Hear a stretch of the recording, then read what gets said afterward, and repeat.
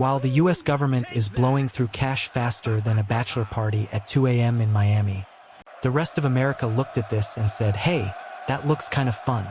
And because of this, the United States now has record high levels of household debt across the board.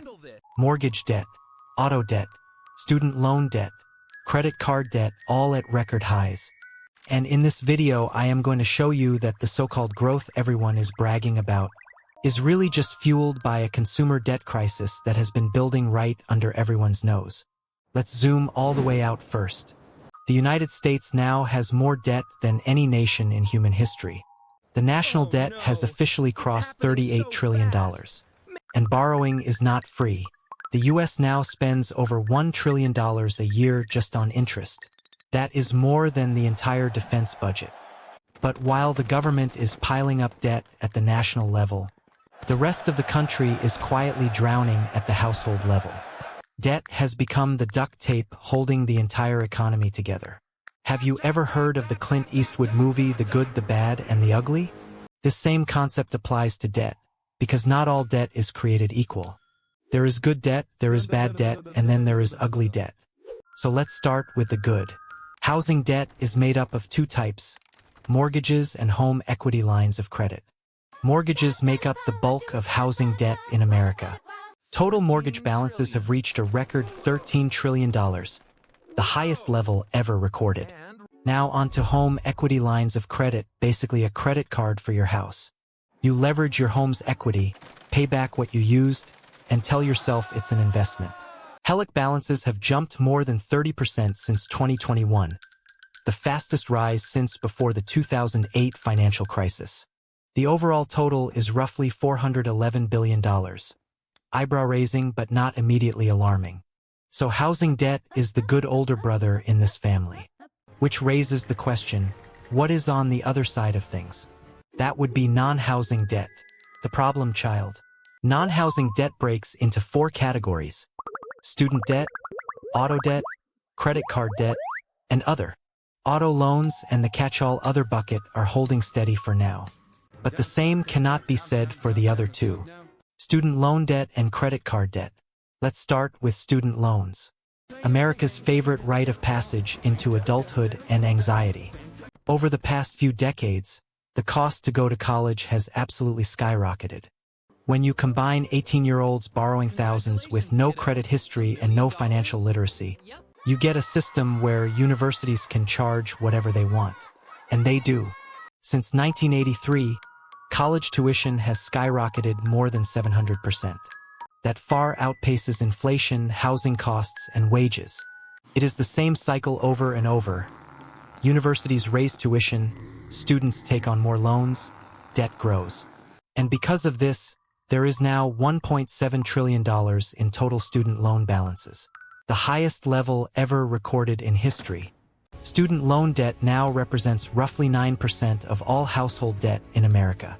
About 44 million Americans still owe money on their education, with an average amount owed of $37,000. And this is not even what is scary. Delinquencies on student debt are climbing sharply. A year ago, less than 1% of borrowers were in serious delinquency 90 days or more late. Now that number has risen past 9%. Unlike a mortgage, you cannot just sell your degree when things go bad. Student debt is one of the only types of debt that does not get discharged in bankruptcy. Student loans never really go away. Now to where it really gets ugly: credit card debt. It is not just ugly, it is dangerous. Credit card balances in the United States have crossed $1 trillion, the highest level ever recorded. Again, credit card debt has risen by more than half since 2020. Americans have added more credit card debt in 4 years than in the entire decade after the 2008 crisis. And we are not just swiping. We are opening accounts like there is no tomorrow. Active credit card accounts have risen 20% from pre-pandemic levels, and now exceeds 600 million accounts, across a country of only 340 million people. That means the average American is managing several cards, several payments, and several headaches. And here is where things start to fall apart. Credit card delinquencies are rising fast. The share in serious delinquency has now climbed above 12%. the highest level since the 2008 financial crisis. And it is not hard to see why. Inflation has soared. Housing costs have reached record highs. And wages have not come close to keeping up. And here is the cherry on top. The average interest rate on credit cards is now more than 21%, hovering around the highest level ever recorded. So the 12% who are already delinquent are not just behind. They are drowning in compound interest. And just when it seemed like things could not get more chaotic, a new force arrived on the scene. Buy now, pay over time with Affirm. Pay in 4 with Klarna. Whatever soft-colored slogans Silicon Valley could dream up to make borrowing feel like empowerment. But here is the truth. This is not innovation. It is a marketing makeover. It is credit disguised as convenience. A shiny new way to normalize debt for an entire generation. 15% of all Americans used Buy Now, Pay Later in 2024, with 40% regretting it after seeing the total cost. And 24% have already made a late payment, up from 18% in 2023. It is the same old credit trap, just with a better user interface.